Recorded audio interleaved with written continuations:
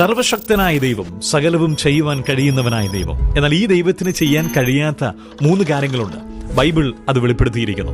ഒന്ന്, എബ്രായർക്ക് എഴുതിയ ലേഖനം 6-ാം അധ്യായം 18-ാമത്തെ വാക്യം. അവിടെ നാം ഇങ്ങനെ വായിക്കുന്നു: ദൈവത്തിന് ഭോഷ്ക് പറയുവാൻ കഴിയുകയില്ല, ദൈവത്തിന് ഭോഷ്ക് നുണ പറയുവാൻ കഴിയുകയില്ല. 2, ദൈവത്തിന്റെ സ്വഭാവം മാറുകയില്ല.